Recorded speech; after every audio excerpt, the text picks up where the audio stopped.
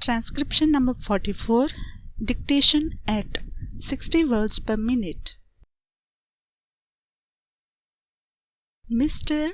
Vice Chairman, the Minister of Railways has given us some impressive figures regarding route mileage, the number of passenger trains that run every day, the number of goods trains that run every day, the number of millions of passengers who travel by train. He has tried to compare them in view of the vastness of the country, the large number of passenger trains being run, the large number of goods trains being run, and the big route mileage. He has tried to show that the number of accidents that have occurred is not quite alarming. I do not know what his idea was when he tried to compare the number of accidents against this background. Committees have been appointed when serious accidents took place to find out why such and such accident took place. The Shah Nawaz Committee, which was appointed in 1956, gave a very voluminous report.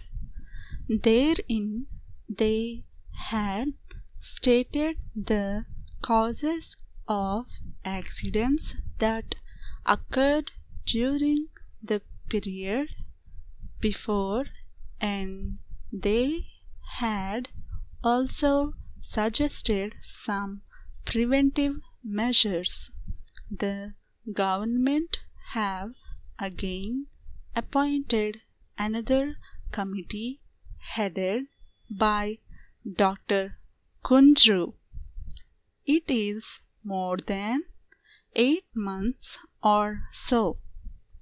I do not know why an interim report has not been submitted by this committee. It would have been better, at least for discussion on such an important subject like this, if that committee had submitted an interim report. We could have offered more constructive suggestions. Unfortunately, the committees that are appointed take their own time to submit their reports. Maybe the government is partly responsible for they may not be cooperating with the committee in giving all the material that is necessary for the committee to come to some sort of conclusions and give their findings on such an important question. Time and again we have discussed this question of accidents, and I was really pained to see how the minister tried to minimize the seriousness of the railway accidents. He also quoted in the other house the figures, the number of accidents that are taking place in other countries, particularly America and England. The conditions that are obtaining in these countries and that are obtaining in India are totally different. There many of the accidents take place not because of follies, not because of the limitations under which those railways work, but mostly because of the environment that there has been in those countries.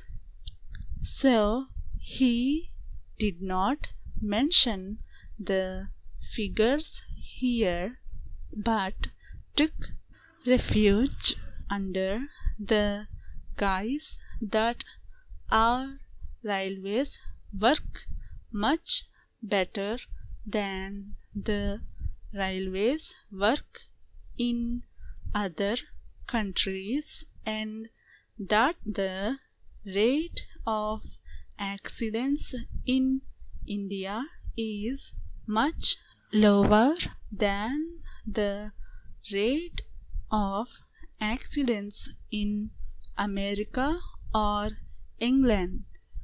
Sir, by having this discussion, the railway board and the railway ministry should be able to learn some lessons, and if they are prepared to implement the salient suggestions that will be made by the members, then many of these discussions will not take place, and many of the accidents that take place these days will not occur. It has now become almost an everyday affair. After the statement was made by the Honorable Minister in this House and the other House, another accident had occurred to a deluxe train. It is therefore incumbent and imperative on the part of the Railway Ministry to see whether they could avoid these accidents. Many of the accidents that have occurred not because they are accidents, but because of the wrong things done by the railway ministry. When a train leaves the station, care is not taken to see whether it has a defective engine, defective locomotive, whether proper check was made of it, whether the bogies that are attached to the train are properly checked up, whether the screws and bolts that are there are properly placed in their proper places, and so on. These are all things which, if properly inspected, will show whether the train is fit for travel or not, and if these things are properly adhered to, many of the accidents will not occur. A member in the other house has reported a statement from the statesman of Calcutta that the loco shed people asked the driver of a particular train to somehow manage, even though he complained that he could not take the train. He tried to manage. When the train arrived very late, he was said to have been manhandled by the crowd for the late arrival of the train, and he is reported to have stated to the correspondent that in spite of the protest that he made, he was asked to take that locomotive, which was very defective. Last year, similar accidents occurred. For instance, the Ranchi accident. It is also reported that the engine driver protested when he was asked to take the train because the engine was defective. But in spite of his protests, he was forced to take that engine, and an accident occurred. I am glad that an inquiry commission has been appointed to go into the cause of the accident.